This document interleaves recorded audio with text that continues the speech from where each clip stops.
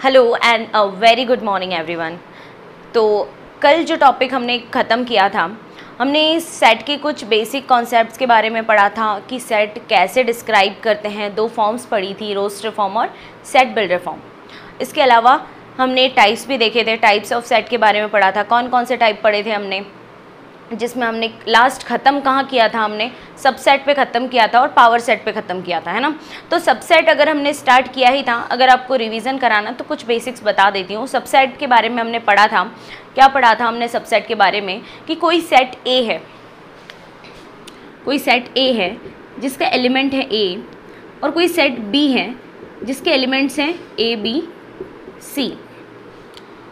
तो क्या होगा, every element of A in set B जब होता है, जब सेट के ए के सारे एलिमेंट सेट बी के अंदर अवेलेबल होते हैं, तो उसको बोलते हैं हम ए इज सबसेट ऑफ बी। इसको कहा जाता है A is subset of B. तो सेट की बात तो हमने कर ली थी, एक और एग्जाम्पल लेके समझ लेते हैं और अच्छे से क्लियर होगा। तो लास्ट किया था हमने, एक और एग्जाम्पल लेते हैं। अगर कोई सेट ए है जिसके एलिमेंट्स हैं 1 2 3 एंड सेट बी है जिसके एलिमेंट हैं 1 2, तो अब क्या है, सेट बी के एवरी एलिमेंट किसके अंदर है, सेट ए के अंदर है। तो इसको हम क्या बोलेंगे, बी इज सबसेट ऑफ ए। तो इसको क्या बोला जाएगा, बी इज सबसेट ऑफ ए।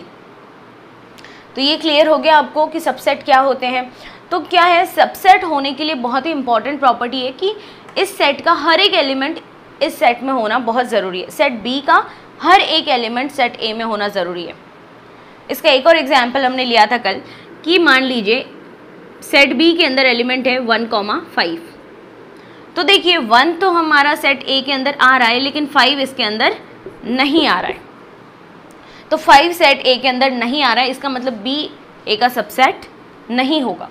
तो सबसेट होने के लिए सबसे इंपॉर्टेंट प्रॉपर्टी है कि एक सेट का एवरी एलिमेंट सेट दूसरे सेट में होना चाहिए, तभी वो उसका सबसेट कहलाएगा। तो ये प्रॉपर्टीज़ कल हमने कंप्लीट कर ली थी। आई होप आपको क्लियर हो गई होगी अच्छे से। अब बात करते हैं सबसेट्स के बारे में। तो दो सबसेट्स हैं, प्रॉपर सबसेट और इम्प्रॉपर सबसेट। तो प्रॉपर सबसेट और इम्प्रॉपर सबसेट क्या होता है, प्रॉपर सबसेट और इम्प्रॉपर सबसेट की बात करते हैं। तो प्रॉपर सबसेट क्या होता है, प्रॉपर सबसेट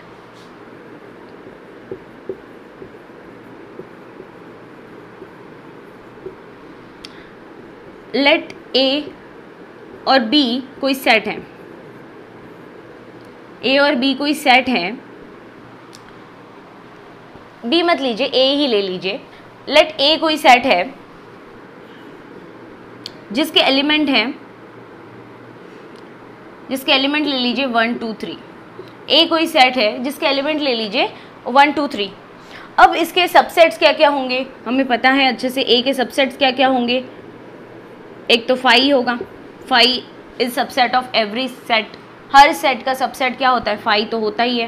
तो 5 ले लीजिए। सेकेंड होगा 1 2 1 2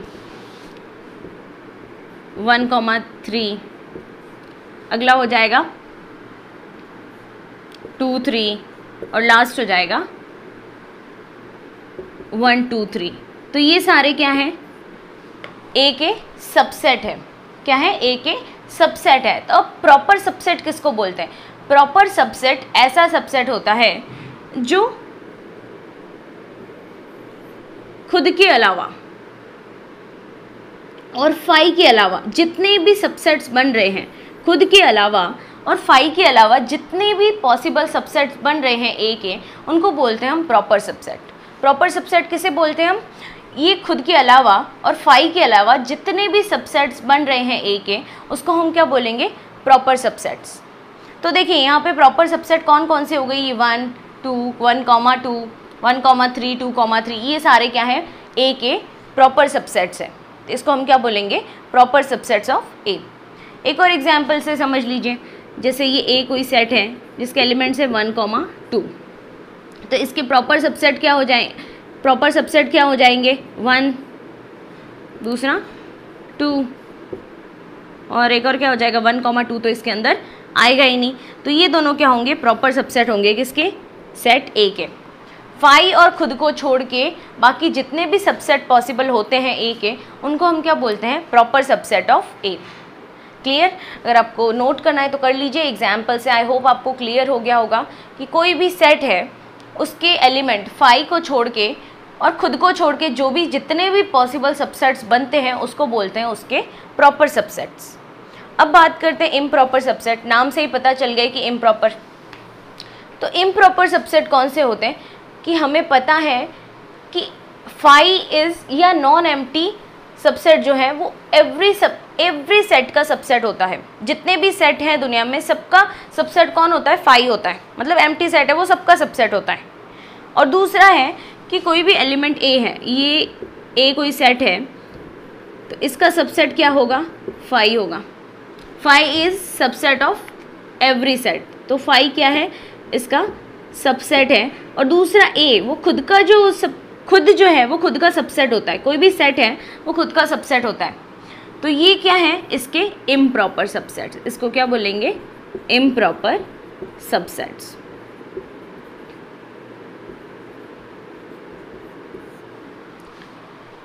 फाई और खुद ये जो है वो इसके क्या कहलाते हैं? Improper subset. कोई भी सेट ए है उसका सबसेट कौन होगा? फाई होगा। दूसरा वो खुद क्या होगा? उसका सबसेट होगा। तो इनको क्या बोलते हैं हम?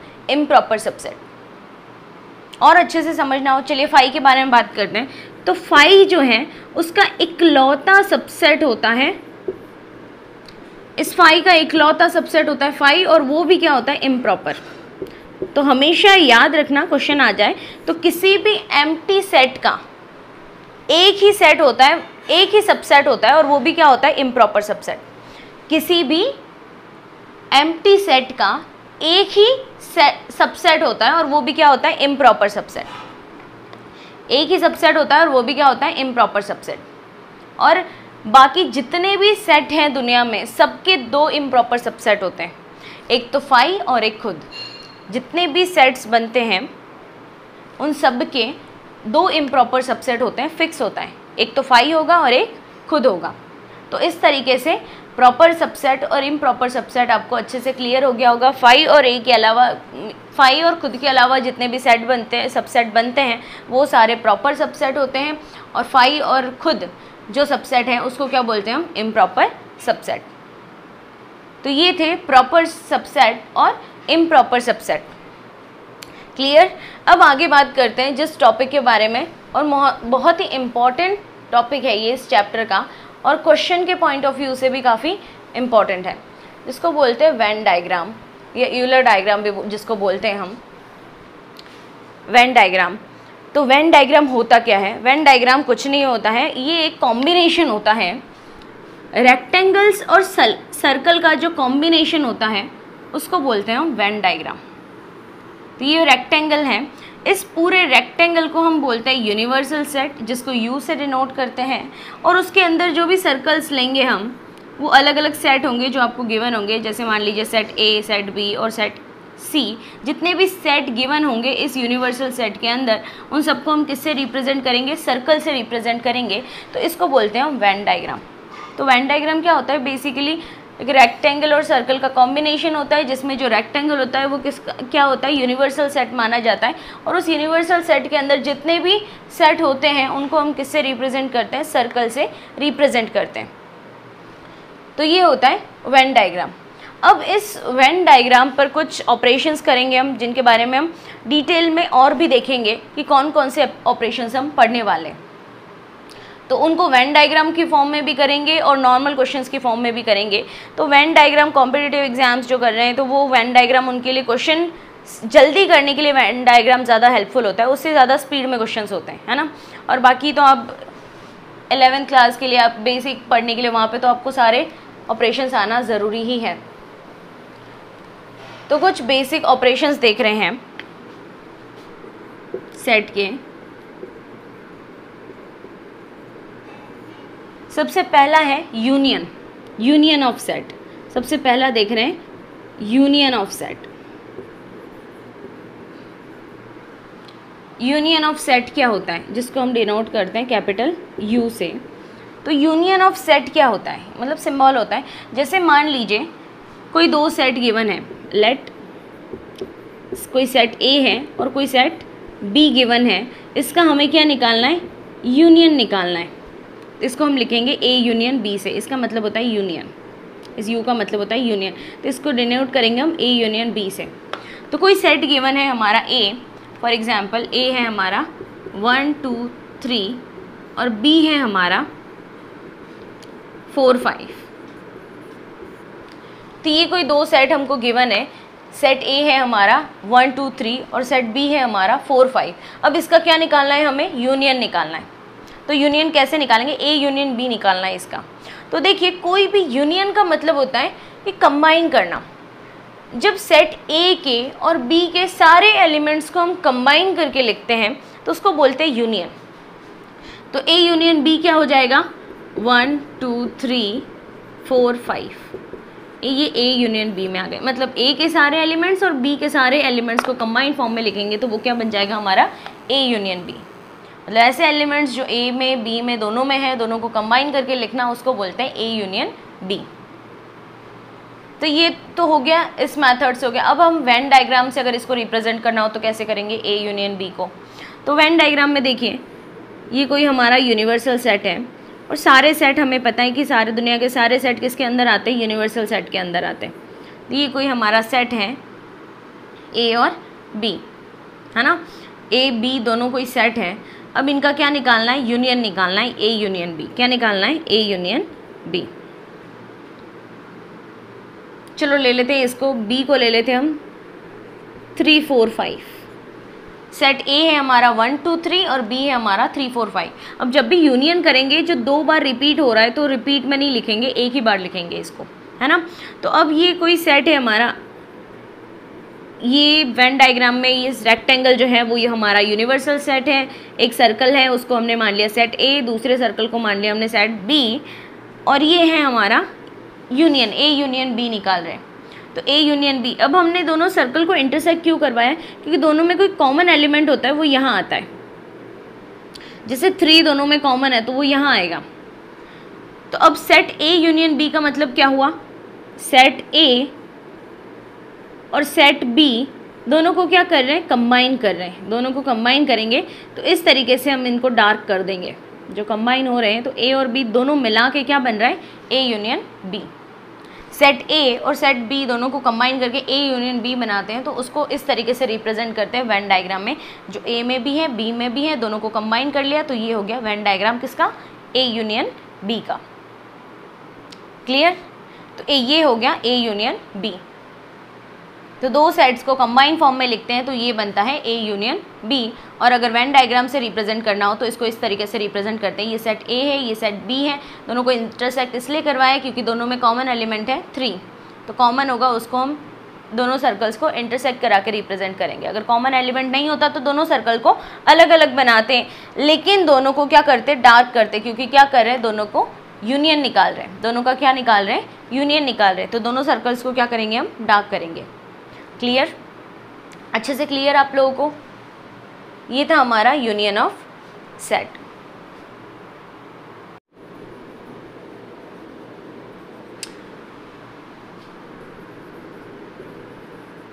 तो देखिए ए यूनियन बी हमने अच्छे से समझ लिया। ए यूनियन बी क्लियर हो गया कि दो सेट दे रखे हैं हमें, दोनों को कंबाइन करके जो एलिमेंट्स होते हैं वो किसके अंदर आते हैं, ए यूनियन बी के अंदर आते हैं। अब देखते हैं हम सेकेंड ऑपरेशन है हमारा इंटरसेक्शन ऑफ सेट्स। अब इंटरसेक्शन किसको बोलते हैं, इसको उल्टे यू से, इस सिंबल से रिप्रेजेंट करते हैं हम इंटरसेक्शन को। तो इंटरसेक्शन क्या होगा, यूनियन का जस्ट अपोजिट होगा। अब मान लीजिए कोई सेट ए है, मान लीजिए कोई सेट ए है हमारा 1 2 3, वही पुराना वाला सेट ले रहे हैं, और सेट बी है हमारा 3 4 5, है ना। तो अब इन दोनों सेट्स का जो कॉमन एलिमेंट्स होंगे वो किसके अंदर आएंगे, ए इंटरसेक्शन बी में। यह है ए इंटरसेक्शन बी। तो ए इंटरसेक्शन बी क्या होगा, जो सेट ए में भी है और सेट बी में भी है, दोनों के जो कॉमन एलिमेंट होगा वो हमेशा क्या होगा, इंटरसेक्शन होगा। तो ए इंटरसेक्शन बी क्या होगा हमारा, ऐसा एलिमेंट जो सेट ए में भी है सेट बी में भी है उसको लिखेंगे हम ए इंटरसेक्शन बी। तो इंटरसेक्शन का मतलब क्या हो गया, कॉमन एलिमेंट। जितने भी सेट आपको गिवन है उनका जो कॉमन एलिमेंट होता है, जो सपोज ए बी कोई तीसरा सेट दे दिया, सी दे दिया, यहाँ पे उसके एलिमेंट्स ले लिए हमने 3 5 9, ये कोई एलिमेंट्स है किसके, सी के। तो इसमें भी तीनों के जो कॉमन एलिमेंट है वो क्या होगा, A intersection B intersection C हो जाएगा।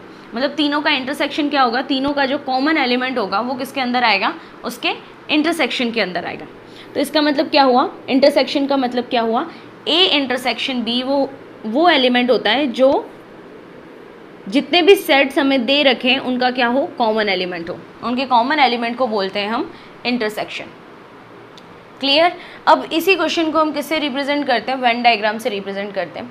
वेन डायग्राम से रिप्रेजेंट करेंगे तो हमें पता है कि जो रेक्टेंगल है वो क्या है, हमारा यूनिवर्सल सेट है। ये हमारा कोई यूनिवर्सल सेट है, कोई सेट ए है और कोई सेट बी है। तो ये सेट ए है और ये सेट बी है, हमें क्या निकालना है, ए इंटरसेक्शन बी। तो ये इंटरसेक्शन बी हमेशा यहाँ होगा। दोनों का जो कॉमन एलिमेंट है वो कहाँ आएगा, यहाँ आएगा, और वो होगा ए इंटरसेक्शन बी। यूनियन में क्या हो रहा कि दोनों के कंबाइन एलिमेंट्स ले रहे थे हम, ये दोनों सर्कल्स डार्क हो रहे थे क्योंकि दोनों के कंबाइन एलिमेंट हो रहे थे ए यूनियन बी के अंदर। और इंटरसेक्शन के अंदर क्या हो रहा है कि दोनों में जो कॉमन एलिमेंट्स है वो कहाँ आएगा, ए इंटरसेक्शन बी के अंदर। तो ए इंटरसेक्शन बी हमेशा कहाँ होगा, कॉमन एलिमेंट्स होगा। तो ये हुआ ए इंटरसेक्शन बी। ये क्वेश्चन की फॉर्म में, ये वेन डायग्राम की फॉर्म में, दोनों में अच्छे से क्लियर हो गया होगा आपको। तो ये हो गया ए इंटरसेक्शन बी। अब थर्ड ऑपरेशन की बात करते हैं। थर्ड ऑपरेशन लेते हैं डिफरेंस ऑफ सेट। चलिए डिफरेंस ऑफ सेट से पहले हम ले लेते हैं डिसजॉइंट सेट। कौन सा लेते हैं, third operation, disjoint of sets. Disjoint of set क्या होता है,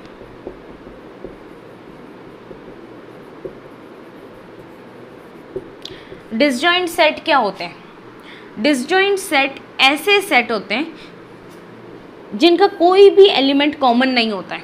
मतलब इंटरसेक्शन का जस्ट अपोजिट मान लीजिए इसको। इंटरसेक्शन में क्या है, कॉमन एलिमेंट ले रहे हैं। डिसजॉइंट सेट में क्या होगा कि कोई भी एलिमेंट कॉमन नहीं होगा, कोई भी एलिमेंट कॉमन नहीं होगा, उसको हम बोलेंगे डिसजॉइंट सेट। एक भी एलिमेंट कॉमन नहीं होगा। फॉर एग्जाम्पल कोई सेट ले लिया हमने ए, कोई सेट लिया है हमने ए, ये है 1 2 3 और हमारा सेट बी है 4 5। अब डिसजॉइंट सेट क्या होगा, ए और बी के अंदर कोई भी एलिमेंट कॉमन नहीं होगा। मतलब जहाँ पे ए इंटरसेक्शन बी किसके इक्वल हो, 5 के इक्वल हो, मतलब है ही नहीं दोनों में कॉमन, तो उसको बोलते हैं हम डिसजॉइंट ऑफ। ए और बी एक दूसरे के क्या है, डिसजॉइंट सेट है। दोनों एक दूसरे के क्या है, डिसजॉइंट सेट है। तो ऐसे सेट जिनके अंदर कोई भी एलिमेंट कॉमन नहीं हो उसको हम क्या बोलते हैं, डिसजॉइंट सेट। तो सेट ए और बी के अंदर जैसे 1 2 3 एलिमेंट था और बी के अंदर क्या था, 4 5 था। मतलब दोनों में कोई भी एलिमेंट कॉमन नहीं आ रहा था। मतलब ए इंटरसेक्शन बी किसके बराबर था, 5 के बराबर था। एम्प्टी सेट था, नल सेट था, वॉइड सेट था। इसका मतलब क्या हुआ, ए और बी क्या है, एक दूसरे के डिसजॉइंट सेट है। क्लियर अच्छे से। Union of set, intersection, disjoint, तीनों सेट्स आपको, तीनों ऑपरेशंस अच्छे से क्लियर हो गए होंगे। अब बात करते हैं नेक्स्ट ऑपरेशन की।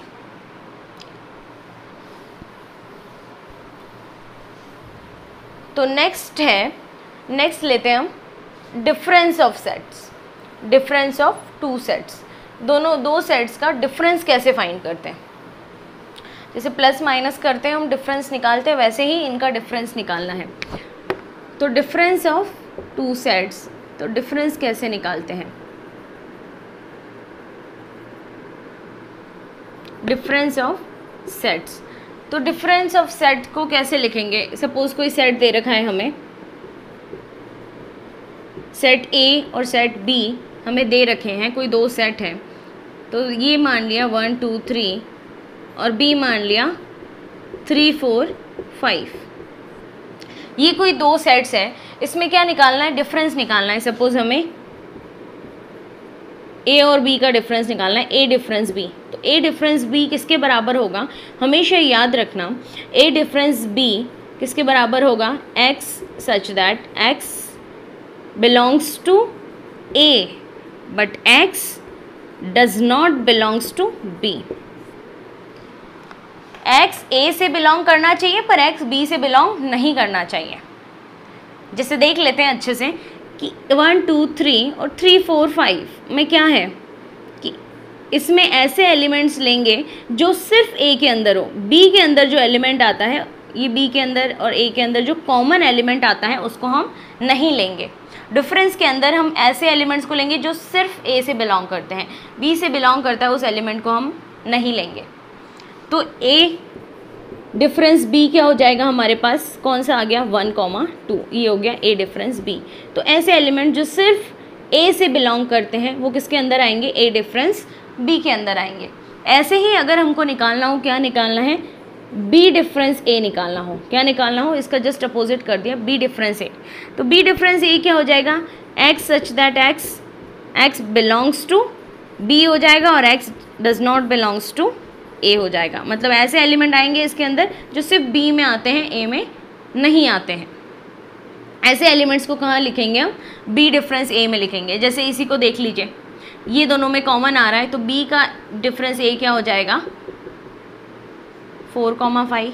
जो a के अंदर नहीं आ रहा है वो एलिमेंट यहाँ आएगा, जो सिर्फ b के अंदर आता है वो किसके अंदर आता है, डिफरेंस ऑफ सेट में।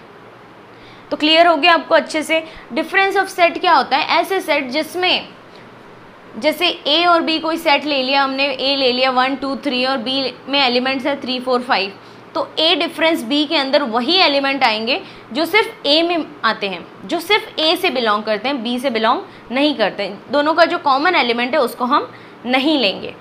जैसे a इंटरसेक्शन b में जो एलिमेंट आ रहा है उसको हम इसके अंदर नहीं लेंगे, तो वो हो जाएगा a डिफरेंस b।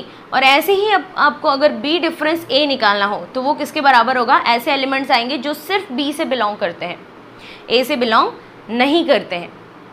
तो ऐसे एलिमेंट किसके अंदर आ जाएंगे, b डिफरेंस a में। तो याद रखना a डिफरेंस b और b डिफरेंस a कभी भी इक्वल नहीं होंगे, अनलेस दोनों सेट्स क्या हो, इक्वल सेट हो। बाकी ये दोनों कभी भी इक्वल नहीं होंगे, क्योंकि ऐसे एलिमेंट्स होंगे ही नहीं और इक्वल सेट में भी नहीं होंगे। तो हमेशा a डिफरेंस b और b डिफरेंस a हमेशा कभी भी इक्वल नहीं होंगे। क्लियर हो गया आपको डिफरेंस ऑफ सेट। इसको आप वेन डायग्राम से समझते हैं और अच्छे से क्लियर करने के लिए एग्जाम्पल यही रहने देते हैं। तो वेन डायग्राम से क्लियर करते हैं। तो हमारा सेट a था 1 2 3 एंड हमारा सेट b था 3 4 5। अगर इसको वेन डायग्राम से रिप्रेजेंट करना है तो वेन डायग्राम में ये हमारा रेक्टेंगल आ गया जो हमारा यूनिवर्सल सेट है, और इसके अंदर हमारा आ गया a और सेट b।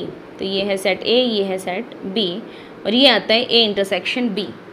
तो हमें तो क्या निकालना है, a difference b। a difference b में से वही एलिमेंट आएंगे जो a में है, b से बिलोंग करते हैं, जो कॉमन एलिमेंट आता है उसको हम यहाँ पे नहीं लेंगे।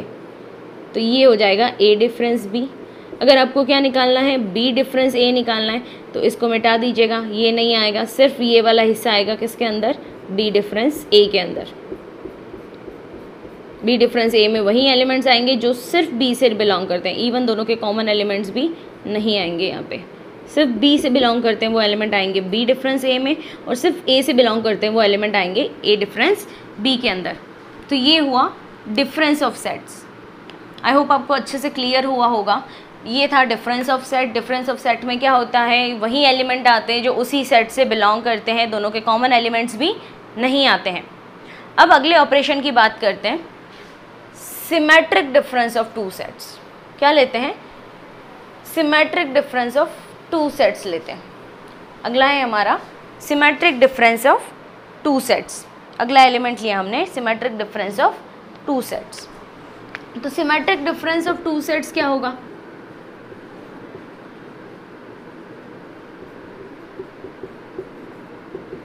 Symmetric difference of two sets.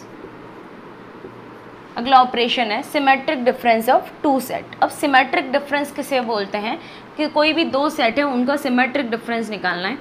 तो जैसे कोई सेट मान लिया हमने A है, लेट कोई सेट A है और कोई सेट B है, इनका क्या निकालना है, सिमेट्रिक डिफरेंस। सिमेट्रिक डिफरेंस कैसे निकालेंगे, कोई सेट ले लिया हमने 1 2 3 और अगला सेट ले लिया हमने 3 4 5। इसका सिमेट्रिक डिफरेंस निकालना है, इसको हम इस सिंबल से रिप्रेजेंट करते हैं सिमेट्रिक डिफरेंस के लिए, डेल्टा से। तो ये हो गया ए सिमेट्रिक डिफरेंस बी। इसमें ऐसे एलिमेंट्स आएंगे जो ए माइनस बी, मतलब A difference B union B difference A, इनके जो एलिमेंट्स होंगे सिर्फ किसको छोड़ के, ए इंटरसेक्शन बी को हम यहाँ नहीं लेंगे, उसको बोलते हैं symmetric difference of two sets. तो सिमेट्रिक डिफरेंस जैसे ए डिफरेंस बी के अंदर क्या आ गया, इनका ये कॉमन एलिमेंट है, ये यहाँ नहीं आएगा, इसका मतलब ए डिफरेंस बी तो क्या आ गया 1 2, और उसका यूनियन क्या आ रहा है बी डिफरेंस ए। बी डिफरेंस ए में ये एलिमेंट नहीं आएगा, वही एलिमेंट आएगा जो सिर्फ बी से बिलोंग करता है, तो वो क्या हो गया 4 5। तो दोनों का अगर यूनियन करेंगे तो ये आ गया 1 2 4 5। तो ये क्या आ गया, सिमेट्रिक डिफरेंस आ गया दो सेट्स के बीच में। तो सिमेट्रिक डिफरेंस ऐसे सेट होता है जो A difference B union B difference A को अगर हम लेते हैं, जिसमें हम किसको नहीं लेते हैं, सिर्फ कॉमन एलिमेंट्स को नहीं लेते हैं, उसको बोलते हैं सिमेट्रिक डिफरेंस। मतलब जो कॉमन एलिमेंट्स हैं वो इसके अंदर नहीं आएंगे, उसको बोलेंगे हम symmetric difference of two set. Clear आप लोगों को अच्छे से? ये होता है symmetric difference of two sets. तो symmetric difference of two sets को अगर हम किससे रिप्रेजेंट कर रहे हैं, वेन डायग्राम से रिप्रेजेंट कर रहे हैं, तो कैसे करेंगे ये आपको क्लियर हो गया अच्छे से। सिमेट्रिक डिफरेंस कैसे निकालते हैं दो सेट का, कोई सेट ए है कोई सेट बी है, तो सेट ए और सेट बी के एलिमेंट है, इन दोनों के बीच में अगर हमें सिमेट्रिक डिफरेंस निकालना है तो कैसे निकालेंगे, A difference B union B difference A. A difference B union B difference A जो होगा वो हमारा किसके इक्वल होगा, सिमेट्रिक डिफरेंस के इक्वल होगा। इसमें सिर्फ इंटरसेक्शन वाले जो एलिमेंट है, कॉमन एलिमेंट है, वो इसके अंदर नहीं आएंगे। दोनों के जो कॉमन एलिमेंट है उनको हम इंक्लूड नहीं करेंगे किसके अंदर, सिमेट्रिक डिफरेंस के अंदर।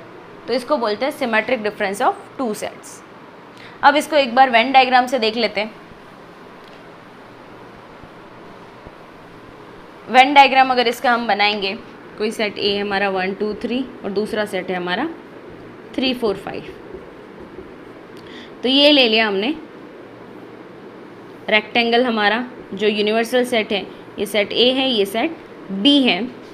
इसका हमें क्या निकालना है, सिमेट्रिक डिफरेंस निकालना है। क्या निकालना है, सिमेट्रिक डिफरेंस निकालना है। तो क्या हो जाएगा, ये ए के अंदर जो आ रहा है, सिर्फ कॉमन एलिमेंट को हम नहीं लेंगे, कॉमन एलिमेंट को छोड़ देंगे, ये आ गया हमारा बी के अंदर जो एलिमेंट है, दोनों का यूनियन करेंगे, सिर्फ ये बीच वाले एलिमेंट को हम नहीं लेंगे, इंटरसेक्शन वाले एलिमेंट को हम इंक्लूड नहीं करेंगे, ये हो जाएगा ए symmetric difference B.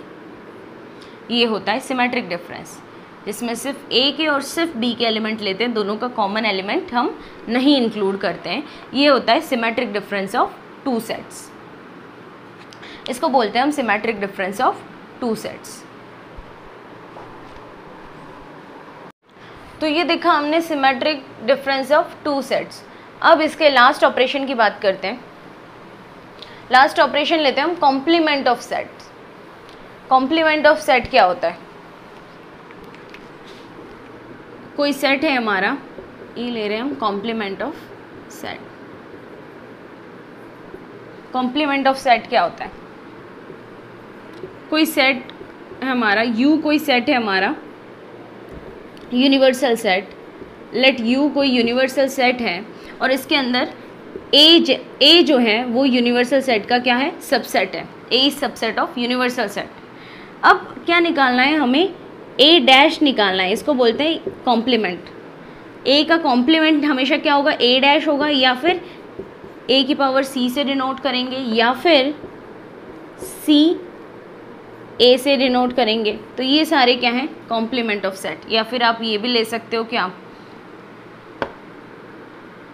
You difference ए या ए डिफरेंस यू ले सकते हो। ऐसे एलिमेंट्स जो सिर्फ यू में आते हो, ए में नहीं आते हो, या फिर इसको हम लिख सकते हैं यू डिफरेंस ए। तो ये सारे किसके फॉर्म है, कॉम्प्लीमेंट ऑफ सेट। तो कॉम्प्लीमेंट ऑफ सेट होता क्या है, ऐसा सेट जो ए का जो कॉम्प्लीमेंट होगा उसमें ए के एलिमेंट नहीं होंगे, ए को छोड़ के यूनिवर्सल सेट के सारे एलिमेंट्स होंगे, उसको बोलेंगे उसका कॉम्प्लीमेंट ऑफ सेट। जैसे कोई सेट ए है, फॉर एग्जाम्पल लेते हैं हम, कोई सेट ए है हमारा 1 3 5 9, या 5 7, ये हमारा कोई कॉम्प्लीमेंट है, ये कोई हमारा सेट A है और इसका यूनिवर्सल सेट है, यूनिवर्सल सेट ले लिया हमने 1 to 10 तक, कोई हमारा यूनिवर्सल सेट है 1 to 10 तक, और कोई सेट A है जो है 1 3 5 7, ये इसका सबसेट है। ऑब्वियस है क्योंकि 1 to 10 के बीच में 1 3 5 7 आते ही हैं, तो A is subset of U है और ये U हमारा यूनिवर्सल सेट है, A हमारा कोई सेट है। तो हमें क्या निकालना है? Complement of A। Complement of A निकालना है तो A का कॉम्प्लीमेंट हमेशा वो एलिमेंट्स होंगे जो A से बिलोंग नहीं करते हैं। A को छोड़ के बाकी सारे यूनिवर्सल सेट के जो एलिमेंट्स हैं वो किसके अंदर आएंगे? कॉम्प्लीमेंट ऑफ A के अंदर आएंगे। जैसे पूरा लिख लेती हूँ मैं, 1 to 10 के बीच में आपको पता ही है 3 4 5 6 7 8 9 10, ये सारे एलिमेंट्स हैं हमारे यूनिवर्सल सेट के अंदर। तो A कॉम्प्लीमेंट में क्या आएंगे? A के सारे एलिमेंट्स जो इसके अंदर हैं वो सारे हम क्या करेंगे? छोड़ देंगे। इन सब को छोड़ के बाकी बचे हुए जितने भी एलिमेंट्स हैं वो सारे किसके अंदर आएंगे? A कॉम्प्लीमेंट के अंदर आएंगे। उसको बोलते हैं कॉम्प्लीमेंट ऑफ A, मतलब U माइनस A भी बोल सकते हो, जहाँ U के सारे एलिमेंट आते हैं A को छोड़ के। तो कॉम्प्लीमेंट ऑफ A क्या होगा? A को छोड़ के बाकी सारे एलिमेंट्स, A को छोड़ के बाकी सारे एलिमेंट्स जो आते हैं जिस सेट के अंदर आते हैं उसको बोलते हैं हम कॉम्प्लीमेंट ऑफ A। तो जैसे यहाँ पे क्या क्या आ जाएंगे? 1 छोड़ दिया, 3 5 7 छोड़ दिया, तो ये हो जाएंगे 2 4 6 8 9 10, तो ये हो गया complement of A। Clear? Complement of set क्या होता है? कॉम्प्लीमेंट किसी भी सेट का वो एलिमेंट्स हैं जो उस सेट को छोड़ के जितने भी यूनिवर्सल सेट के बाकी सारे एलिमेंट्स हैं वो उसके अंदर आते हैं, उसको बोलते हैं हम कॉम्प्लीमेंट ऑफ सेट। क्लियर? जैसे A यहाँ पे कोई सेट था, U हमारा यूनिवर्सल सेट था, तो एक कॉम्प्लीमेंट ऑफ A के अंदर क्या आ गए? A को छोड़ के बाकी जितने भी एलिमेंट्स हैं वो इस सेट के अंदर आएंगे, उसको बोलेंगे हम complement of set A। Clear? अब इसको वेन डायग्राम से समझते हैं और अच्छे से।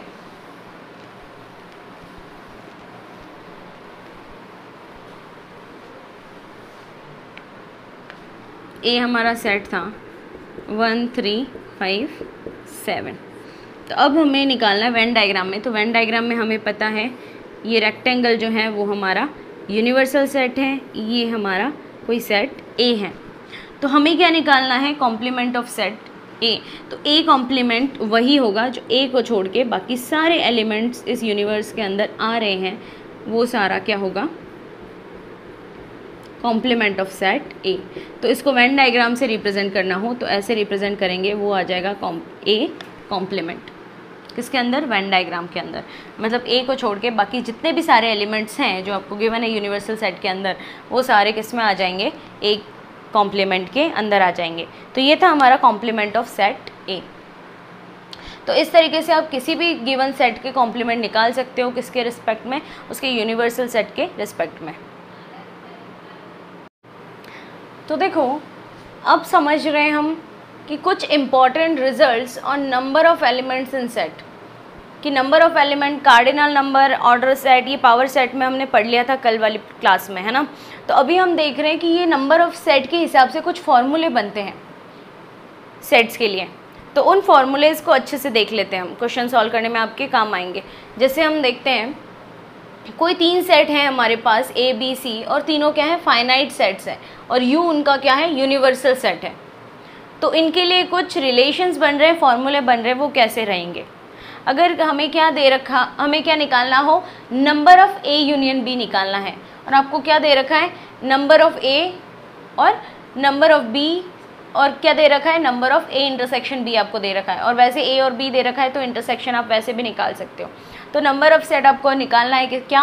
A यूनियन B निकालना है, तो उसका फॉर्मूला होगा NA plus NB minus NA intersection B।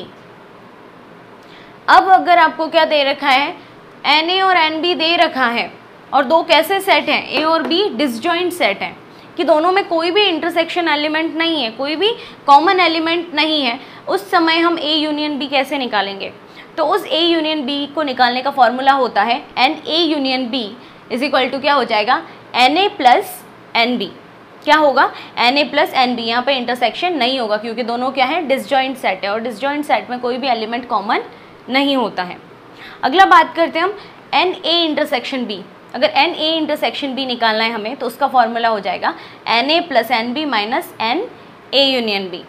क्या हो जाएगा? N A plus N B minus N A union B. कुछ नहीं किया है, इसी फॉर्मूले को मॉडिफाई किया है, एन ए इंटरसेक्शन बी को उधर भेज दिया और ए यूनियन बी को इधर ले आए, तो फॉर्मूला थोड़ा सा इंटरचेंज कर दिया है, बाकी सेम ही है ना। अब ये फॉर्मूला याद रखोगे तो भी आप ये आराम से निकाल सकते हो।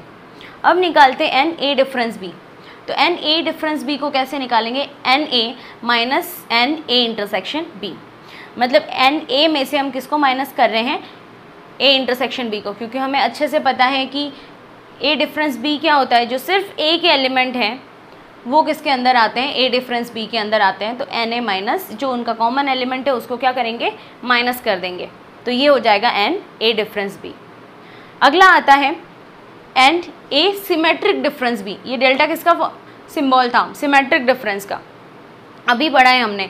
तो एन ए डिफरेंस बी जो है वो क्या होगा? Number of elements which belongs to exactly A और बी। ऐसे एलिमेंट्स जो एग्जैक्टली ए और बी से बिलोंग करते हैं वो किसके अंदर आएंगे? इसके अंदर आएंगे। या तो एग्जैक्टली ए से बिलोंग करेगा या फिर एग्जैक्टली बी से बिलोंग करेगा, मतलब सिर्फ एग्जैक्टली ए से बिलोंग करने वाले और बी से बिलोंग करने वाले एलिमेंट्स इसके अंदर आएंगे। इनका कोई भी कॉमन एलिमेंट इसके अंदर नहीं आएगा।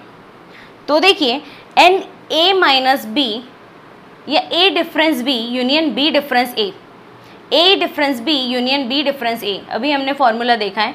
तो ये जो नंबर ऑफ एलिमेंट्स हैं वो इसके अंदर आएंगे जैसे, या फिर आप ले सकते हो N A difference B plus N B difference A. A difference B के जितने एलिमेंट हैं उनको प्लस कर लो बी डिफरेंस ए के एलिमेंट्स में, तो नंबर ऑफ एलिमेंट्स आएंगे ए सिमेट्रिक डिफरेंस बी के। अगला है कोई तीन सेट्स हैं हमारे पास A B C, finite set है तीनों, तो A union B union C अगर हमें निकालना हो, A union B union C अगर हमें निकालना हो तो वो कैसे निकालेंगे? तो उसका ये फॉर्मूला हो जाएगा N A plus N B plus N C minus N A intersection B minus N B intersection C minus N A intersection C plus N A intersection B intersection C. तो ये हो गया किसके लिए फॉर्मूला? अगर आपको ए number of element किसके लिए? A union B union C तीनों के लिए अगर निकालने हो तो उसके लिए ये फॉर्मूला हो जाएगा। तो एक बार आप फॉर्मूले नोट कर लीजिए, चाहे तो स्क्रीनशॉट ले लीजिए। फिर इस थर्ड वाले फॉर्मूले को मैं वेन डायग्राम से और अच्छे से आपको एक्सप्लेन करती हूँ, तो इसका आप स्क्रीनशॉट ले लीजिए। तो ये आपको अच्छे से क्लियर हो गया होगा।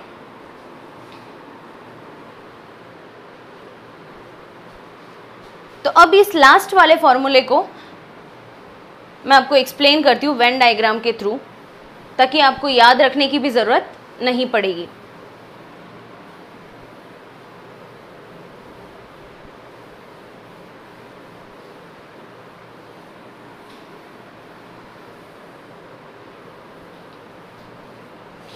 जब हम क्या निकाल रहे हैं? Number of A union B union C निकाल रहे हैं, तो ये है हमारा यू कोई यूनिवर्सल सेट, ये रेक्टेंगल, इसके अंदर है हमारा सेट ए, सेट बी और सेट सी। तीनों इंटरसेक्ट करने चाहिए, ये आ गया सेट, ये हो गया सेट ए, सेट बी और ये हो गया सेट सी, और यू है हमारा यूनिवर्सल सेट। अब क्या निकालना है हमें? A union B union C निकालना है, मतलब ये A union B union C, मतलब तीनों सर्कल्स को हम क्या करेंगे? डार्क करेंगे वेन डायग्राम में। तो ये हो गया हमारा A union B union C. तो देखिए इसमें हम फॉर्मूले के फॉर्म में देखेंगे तो एन ए के अंदर ये ए वाला पूरा पार्ट आ गया। एन बी की बात करें तो एन बी के अंदर हमारा ये पूरा वाला बी का पार्ट आ गया, बी पूरा आ गया, और एन सी में हमारा ये पूरा वाला सी आ गया। अब माइनस क्यों किया? इसमें से हमने माइनस किया ए इंटरसेक्शन बी, मतलब ये वाला पार्ट जो है वो माइनस किया।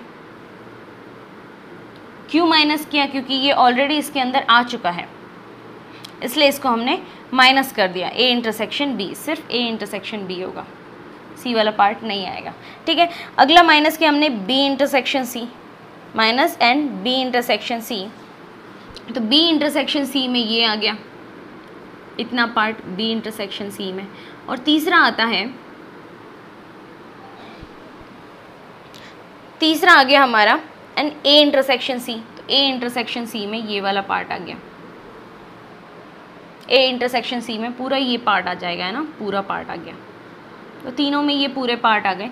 तो ये हमने माइनस इसलिए किया क्योंकि ये ऑलरेडी पूरे में आ रहे हैं। अब क्या कर रहे हैं हम, A intersection B intersection C को प्लस कर दिया, मतलब ये वाला पार्ट प्लस कर दिया।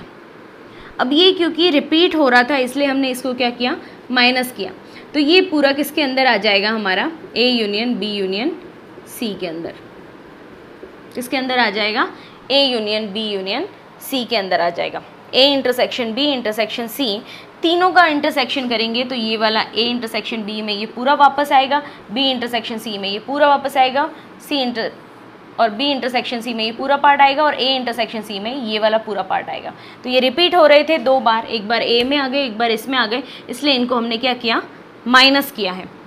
तो आपको याद रहेगा ये है हमारा A इंटरसेक्शन B, ये हमारा B इंटरसेक्शन C, और ये है हमारा A इंटरसेक्शन C। और ये वाला जो पूरा पार्ट है ये तीनों, ये आ गए A इंटरसेक्शन B इंटरसेक्शन तीनों का इंटरसेक्शन यहाँ मीड में आ रहा है। क्लियर? तो ये हो गया हमारा N A union B union C। तो अब कुछ इम्पॉर्टेंट फॉर्मूला और देख लेते हैं जिसको बोलते हैं हम डी मॉर्गन्स लॉ। ये बहुत ही इम्पॉर्टेंट है सेट थ्योरी के लिए, और ये क्वेश्चंस में बहुत ज़्यादा काम आने वाला है। तो ये सारे फॉर्मूले आपके लिए याद होना बहुत ज़रूरी है। तो डी मॉर्गन्स लॉ में हम एक बार इसको देख लेते हैं फॉर्मूले को। तो देखिए A यूनियन B का कॉम्प्लीमेंट हमेशा किसके इक्वल होता है, A का कॉम्प्लीमेंट इंटरसेक्शन B के कॉम्प्लीमेंट के इक्वल होता है। अब A इंटरसेक्शन B का कॉम्प्लीमेंट हमेशा किसके इक्वल होगा, जस्ट इसका अपोजिट, A का कॉम्प्लीमेंट यूनियन B के कॉम्प्लीमेंट के इक्वल होगा। ऐसे ही A difference B union C अगर निकालेंगे तो वो होगा A difference B intersection A difference C। ऐसे ही अगर A difference B intersection C अगर निकालते हैं तो इसका अपोजिट साइन लग जाएगा। जस्ट अगर यूनियन है तो वहाँ इंटरसेक्शन लग जाएगा, इंटरसेक्शन है तो यहाँ यूनियन लग जाएगा। तो ये हो जाएगा A difference B union A difference C। अब अगर देखते हैं A difference B, A difference B को हम कैसे लिख सकते हैं, A इंटरसेक्शन B डैश। क्या लिख सकते हैं इसको हम, A इंटरसेक्शन B डैश, क्योंकि हमें पता है कि A डिफरेंस B में का मतलब क्या होता है, ओनली A, इन दोनों का कॉमन एलिमेंट भी इसके अंदर नहीं आएगा। इसका मतलब क्या हुआ, B डैश इंटरसेक्शन क्या किया हमने, B डैश। B डैश का मतलब क्या हुआ कि जो सारे एलिमेंट्स B में नहीं हैं उनका क्या किया, इंटरसेक्शन किया है। मतलब B में नहीं है वो सारे एलिमेंट किस में होंगे, A में होंगे, B को छोड़ के, मतलब A। तो A डिफरेंस B को हम क्या लिख सकते हैं, A इंटरसेक्शन B डैश। ऐसे ही B डिफरेंस A को क्या लिखेंगे, B इंटरसेक्शन A डैश। जो सारे एलिमेंट्स B में हैं A में नहीं हैं वो सारे किस में आ जाएंगे, B डिफरेंस A के अंदर। ऐसे ही आगे बात करें, A difference B equal to A हमेशा कब होगा, जब A इंटरसेक्शन B फाई के इक्वल हो। जब A इंटरसेक्शन B क्या हो, फाई के इक्वल हो। कोई दो सेट है जिनका कोई भी कॉमन एलिमेंट नहीं है, जिसमें कोई भी इंटरसेक्शन एलिमेंट नहीं है, कोई भी इंटरसेक्शन एलिमेंट नहीं है, उस केस में क्या होगा, A डिफरेंस B जो है वो किसके इक्वल होगा, A के इक्वल होगा। A डिफरेंस B जो है वो किसके इक्वल होगा, A के इक्वल होगा। और A इंटरसेक्शन B तब क्या होगा, फाई के इक्वल होगा। ऐसे ही A difference B union B, A difference B union B किसके बराबर होगा, A यूनियन B के बराबर होगा। A डिफरेंस B का मतलब क्या हो गया, ओनली A, और जो उसमें यूनियन क्या कर दिया, B कर दिया, इसका मतलब पूरा आ गया A यूनियन B। ऐसे ही अगर हम निकालेंगे A intersection B difference C, क्या निकालेंगे, A intersection B difference C अगर निकालेंगे तो A intersection B difference A intersection C के इक्वल होगा। मतलब A का इंटरसेक्शन B के साथ, फिर डिफरेंस का साइन, फिर A का इंटरसेक्शन C के साथ। ऐसे ही अगर हमें क्या निकालना हो, A intersection B symmetric difference C लिया, A intersection B symmetric difference C अगर निकाल रहे हैं तो क्या होगा, A इंटरसेक्शन B फिर सिमेट्रिक डिफरेंस और A इंटरसेक्शन C होगा। तो इस तरीके से ये डी मॉर्गन्स लॉ के कुछ फॉर्मूला हैं जो आपको अच्छे से याद होने चाहिए, और डी मॉर्गन्स लॉ बहुत ही इम्पॉर्टेंट है, और ये दोनों तो बहुत ही ज़्यादा इम्पॉर्टेंट है। ये दो फार्मूले आप याद रख सकते हो, ये बहुत ही ज़्यादा इंपॉर्टेंट है। और वैसे आपको पूरा का पूरा डी मॉर्गन्स लॉ, ये 10 फार्मूले हैं, 10 आपको याद रखने की ज़रूरत है। आपको स्क्रीनशॉट लेना है, आप स्क्रीनशॉट ले लीजिए, नोट करना हो पॉज करके तो नोट कर लीजिए, देख लीजिए सारे फार्मूले। तो इसी के साथ हमारे जितने भी कॉन्सेप्ट थे सेट थ्योरी से रिलेटेड, सारे बेसिक कॉन्सेप्ट क्लियर हो चुके हैं, सारे ख़त्म हो चुके हैं। तो अब हम स्टार्ट करेंगे, एक्सरसाइज करना स्टार्ट करेंगे। तो ये सारे कॉन्सेप्ट आपको समझ में आ रहे हैं? अगर अच्छे से समझ आ रहे हैं तो प्लीज़ वीडियो को लाइक कीजिए, सब्सक्राइब कीजिए। जो भी 11th क्लास के स्टूडेंट्स हैं आपके अराउंड, आपके फ्रेंड्स फैमिली में, उनको भी कहिए, उनको भी वीडियो शेयर कीजिए।